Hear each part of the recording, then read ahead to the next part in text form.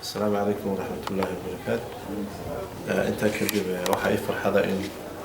حفلة السفة عن الرسول قيب لي أين الدارن تهاي الرحمة أو هو وجدتي وكشقين يسيم الدو نبي توصلنا دقمة إن ما ترى يكسوكر لي قيب عصب أو تشيف له أو نخاطر عصب فرنسا إن شاء الله. dhakhtaradii horeysay waa kulli halkan ka qayb qaadan doonta inay fariisato iyadoo isticmaali doonta ultrasound ama qalabka kulli lagu eego jirka iyo jirka iyo qaybaha kale ama organada kaleba kuwa kale waa rajeynaynaa inay ku soo biraan waxa kale oo weheliya shaybaadh casri ah oo aanu keenay oo halkan isaguna ka howlgeli doona marka الرحمة هو وجدته دائما بدنا بيسوي شقين يسي تدور كأما هو كل واحد ويا إن مرة والله يعني لا تلعب صلاة تكنولوجيا إياه كل بوايها أدون كل واحد يشره أنا وحنا ذي هذا ما هنقيا مع على كيجي وري أو تشوجا مع السير جزاه الله خير أنا ما إنه كمان ما لنا ما واحد ويا لذلك بدنا نوصل بسينا إلا هلك قارسينه نستطيع تكررنا الرحمة تنتظر خصوصا نقطة إن بدن بي شقينيسي وحانا إما كالشقالة والشقية يعني إلى أفريقيا وقفة والشقية إما كذلك لا خصوصا بيرس إن شاء الله تعالى وهنا إلا لما تنين وقتال غيابا وحالا دقالا من وحوي عمل لآنتا وحالا دقالا من التهريبك وحالا دقالا من وحوي دقالا دخيدا انتبا مركا وحو الصوكر ريا دقمدي قبلي حقيقة waxa kaloo markaa aan hospitaalkan sanaro soo sheegay baa ku darnay waxa weeyaan shaybaadhkaasi isaguna qalabkiisa aadka iyo aadka u qaaliga ah leh oo lagu kalsoon yahay waxa weeyaan dadkii ka shaqeynayna waxa muhiim ah markaa in kulli mar walba loo fikro bulshada caafimaadkayga loo fikro oo dadweyne iyo private ama waxa weeyaan dagaalka loo leeyahay in laga shaqeeyo marka waxaan aad iyo aad ugu mahadnaqayaa dadka soo wada qayb galay waxaan rajaynaynaa in kulli dhulkeena xaqiiqatan nimca fadhida oo haddii aan laga faa'iideynin waxa weeye aanaynu waxa weeyaan dhaqaalaheena mar walba hoos u dhacayo waxaynu ognahay in waxa weeye maanta haddii aad halkaa kaaniro dhigato xaqiiqatan waad ku dhargeysaa لكن وحكى لي أو كلية أما هنتدا الشيء وحكى فائدة سكر أو كلية قفك وحوي آمنة ودكيس وحوي حقيقة أركا إن مال ودور سلانيج مركا قف وال أو آمنة ورا كأنه تاجر نقدام وهو حنسوي شلوي مركا كل اللي يتوح عليها هي iyo dadka kale ee Soomaaliland in laga shaqeeyo waxa weeye in dadka loo soo jiito oo waxa weeye dadka aqoonta la keeno dhulka oo ka faa'iideysano shaqadii hore juhdi badan baa laga galay dhakhtarka hospitaalka la keenay in badan baa la raadinayay dadka ka qayb qaatanahay isagii markuu arkay jawiga gabilay iyo sida waxa weeye ay magaalada aad iyo aad u fiican tahay dhinaca waxa weeye nolosha wuxuu isaguna ku dadaalay inuu sawjadiisii keeno inuu gabadhiisii keeno iyaduna dhakhtaradaha qaabilsan haweenka waa rajeynayno kulli bal inay si fiican kula u shaqeyso marka waa dadaal bal inaga wada baahan dhamaanteen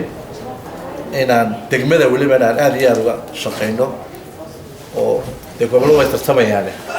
haddii caafimaad tahay iyo haddii waxbarasho tahay intaba in aan waxa weeye la maro ka noqono hadalka ma soo gunanadayaan waxaan ilaahay ka baryaynaa inuu ilaahay barakeeyo meherada waxaan ilaahay ka rajaynayaa inaan kulli bulshada u adeegno oo si daacada oo mas'uuliyad ku jirta aan ugu adeegno intaas ku soo gabagabeynaya hadalkayga aad baan ugu faraxsanahay haddaan haweenweynaha gobolka Gablinahay sababtoo ah haweenka ugu xanuun badan mid uur leh mid daashay mid dalaysa mid walacaysa intiiba markay halkan ka hesho iyo xanuuno badan oo iska jira markay halkan ka helaan dhakhtar dumara oo waliba dumar ah oo dhibaatadeedii iyo baahideedii u sheeganayso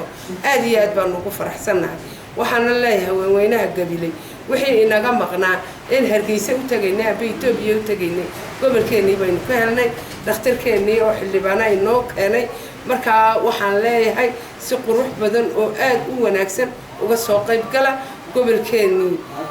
isagana waxaan leeyahay jazaakallahu khayr halka aad maanta nooga furtay haweenku aad buu ugu baahnaa ilaahayna waxaan ka rajeynayaa tiina anfacada inay noqoto annaguna haween ahaan anu kaga qayb galno dhinac walba ugu nimaadno haween dumar baana yimid oo baahidaadii oo dhan u sheeganayso dhakhaatiir fara badanina way joogaan dhakhtarrada faraha badan leh haddana aynu in process dheer qaadanaya maanta gurigaaga baad ka soo yar leexanaysaa ilaahay waxaan ka rajeynayaa inaynu haddaynu gobolkeena Gabiley nahay qofkii wax inagu soo biiriyo aynu ugu hambaliyayno hambaliyada wax walba ka wanaagsan gobolkeena iyo aad inoogu ballaadha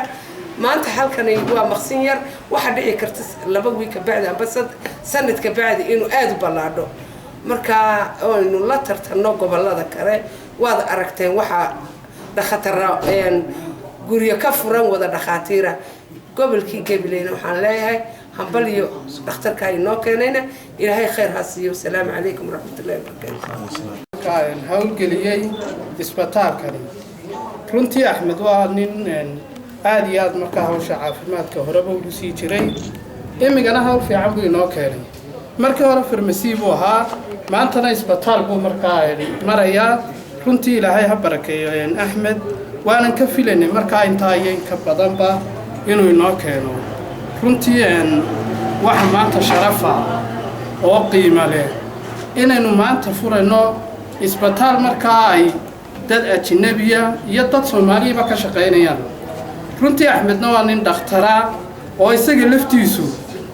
waa dhakhtar weeyaan waa general doctor weeyaan runtii taas waxay keenaysaa waxay muujinaysaa horumarka iyo xagga loo jihaystay ummadani u socoto dal wuxuu horumaraa marka ay dadkiisu horumariyaan runtii Axmed markaa gobolkeeni iyo degmadeeni iyo Somalilandba wax fiican buu ku soo kordhiyay ma aha inaynu eegno waxba la furay iyo waxba ma aha laakiin qiimuhu waxa weeyaan qofkan inuu hami keeno oo uu keeno wax ka maqan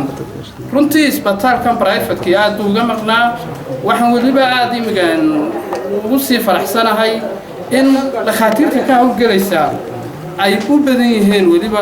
ay ku jirto gabadh markaa dhakhtarad xagga dumarka taasi lafteedu waa guul iyadu وزيري هوري مرك هورا بمتقنا عافمات كو هيسنيه maanta arxma loo balaarinayo aad baan soo dhaweynayna waxaan leenahay fikradaas waa fikrad loo baahnaa waana arrin loo baahnaa inaynu maanta furano isbitaal jiif leh baaritaan leh dhakhaatiir mataqaana Soomaaliya inay loo ka qayb galayso marka taasina waa horumar ay gobolku gaadhay dhammaan degmada gobolbana waa loo baahnaa inaynu helo meel dadka mataqaana caafimaadkiisa lagaga shaqeeyo maanta waxaan leenahay mar haddii aynu maanta helay meel qof jiibsan karo waan lagu baari karo lagu ogaan karo cudurka haya aad iyo aad baa loogu baahnaa inkastoo mataqaana waqtigii hore meel badan baa loo doonan jiray ama Hargeysa noqoto ama meel kale noqoto meel kale loo doonan jiray baritaanka iyo waxaan mataqaana aynu bixi jiray hadday maanta ay noogu timid guryaheena waa tii loo baahnaa waxaan leenahay waan soo dhaweynaynaa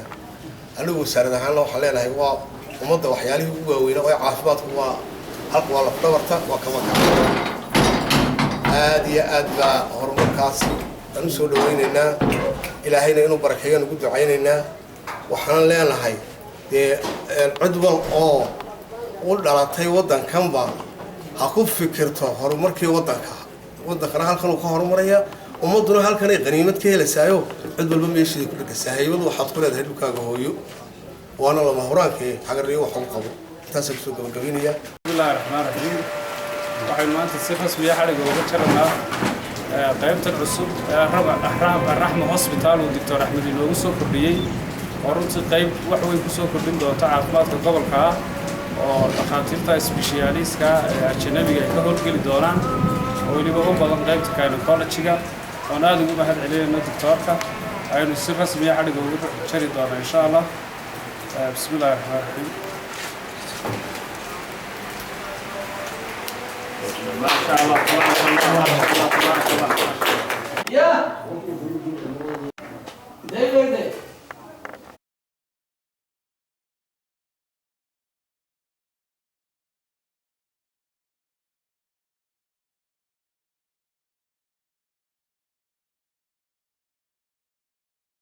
ودور قل ما نسمين إلا شيفكي وحنا كنت استرجو دبي استان كل يوم قال لي وقلت لك قال لي كم واحد تيجي ولا كتير